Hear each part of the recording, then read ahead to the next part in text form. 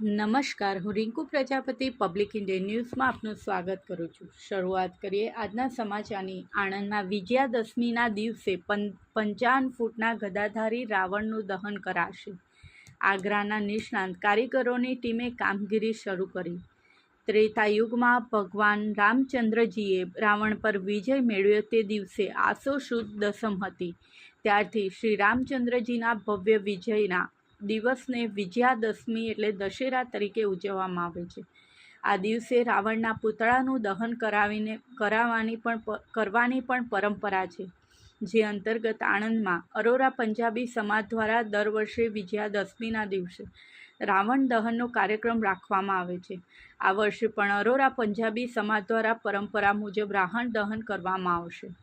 વિજયાદશમીને આડે હવે માત્ર ગણતરીના દિવસ બાકી રહ્યા છે, ત્યારે અરોરા પંજાબી સમાજ દ્વારા રાવણ દહન માટેની તડામાર તૈયારીઓ શરૂ કરી દેવાઈ છે। હાલ વિદ્યાનગર સ્થિત જીઆઈડીસીમાં રાવણનું 55 ફૂટનું પૂતળું બનાવવાની કામગીરી પૂરજોશમાં ચાલી રહી છે। આગ્રાના 10 જેટલા નિષ્ણાંત કારીગરોની ટીમ દ્વારા દિવસ રાત મહેનત કરી આ રાવણનું પૂતળું બનાવવામાં આવી રહી છે। 4-5 દિવસમાં આ રાવણ બનીને તૈયાર થઈ જશે, જે બાદ તારીખ 12 ઓક્ટોબરને વિજયાદશમીના દિવસે સાંજના સમયે આ રાવણનું દહન કરવામાં આવશે। અરોરા પંજાબી સમાજના પ્રમુખ રાજેશભાઈ રામપ્રકાશ પંજાબી જણાવે છે કે અમે છેલ્લા 70 વર્ષથી આણંદમાં રાવણ દહનનો કાર્યક્રમ કરી રહ્યા છીએ। આ 70 વર્ષ દરમિયાન કોરોના કાળ વખતે તેમજ અમારા સમાજના એક વ્યક્તિનું અવસાન થયું હતું, ત્યારે એમ માત્ર 2 વખત જ રાવણ દહનનો કાર્યક્રમ થઈ શક્યો નથી।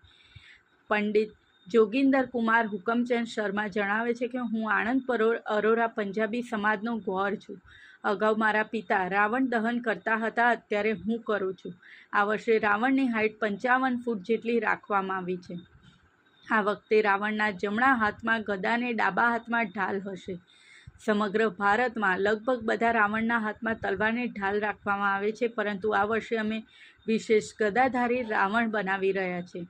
આ રાવણ બનાવવામાં લાખ-સવા લાખ ઉપરાંતનો ખર્ચ થશે। આ વખતે રાવણ દહનના સ્થળમાં ફેરફાર કરાયો છે। દર વર્ષે વિજયાદશમીના દિવસે આણંદ શહેરમાં આવેલ વ્યાયામશાળાના વિશાળ મેદાનમાં રાવણ દહન કરવામાં આવતું હતું, પરંતુ આ વ્યાયામશાળાના મેદાનમાં સ્પોર્ટ્સ કોમ્પ્લેક્સનું નિર્માણ થઈ રહ્યું હોવાથી ત્યાં રાવણ દહન કરવું શક્ય નથી।